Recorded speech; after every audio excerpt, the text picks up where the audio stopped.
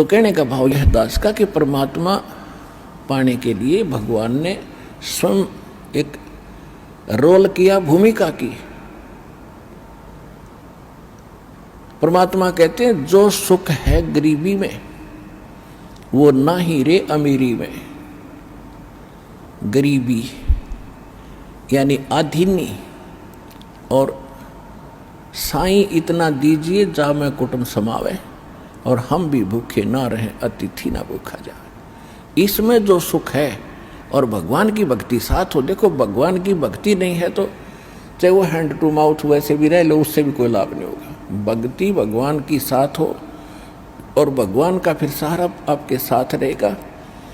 आपको आवश्यक वस्तु आपके सोचने से पहले प्राप्त हो जाएगी जब हम भगवान परमात्मा कबीर जी की शरण में विधिवत रहेंगे।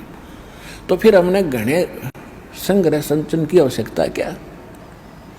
लेकिन हमारा जो है दिल इतना कमज़ोर हो लिया, हम संग्रह किए बिना रुक नहीं सकते। फिर परमात्मा ने बताया कि जैसा भी जिसकी व्यवस्था है उसी में इस भगवान की भक्ति को प्रारंभ करो, ज्ञान को सुन, और इस पर कुछ कदम इसके अनुसार रख कर देखो। फिर आपको शांति भी होगी, घर में बरकत भी होगी, पापों से भी बचोगे। अब परमात्मा एक झोपड़ी में रहा करते सारी ब्रह्मांड के रचने वाले, वो एक शब्द से और एक सेकंड में इतना आलीशान मकान बना सकते हैं, एक वचन से, जिसके वचन से सब ब्रह्मांड और सब सूर्य और ये चांद सितारे बन गए, और ये सब जीव जंतु ये पौधे परमात्मा के एक वचन से बाग लग गए। तो क्या वो अच्छे महल बनाकर नहीं रह सकते थे इस पृथ्वी पर? काशी बनारस में वो जुल्हे का काम करके क्यों दिखाया उन्होंने? क्यों एक झोंपड़ी में टाइम पास किया कि बच्चों आपको बस इतना ही पर्याप्त है। इस गंदे लोक में, इस काल की जेल में तुम बड़े बड़े व्यवस्था करने चाहते हो तो तुमने भांग पी ली। आपको ये जेल महसूस हो नहीं रही क्योंकि आपको नशा करा दिया इसने। अब ये परमात्मा का ज्ञान एंटीबायोटिक काम करेगा, ये आपका नशा उतारेगा और फिर आप होश में आओगे। फिर आपको यह जेल दिखाई देगी। जब आपको ये जेल दिखाई देगी तो इससे निकलने की आप चेष्टा भरसक करोगे।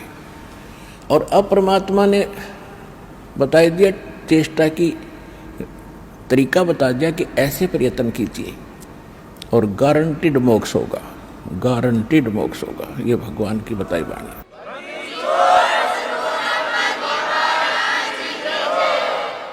तो क्या बताते हैं कि हम समझा करते जो जंगलों में चले गए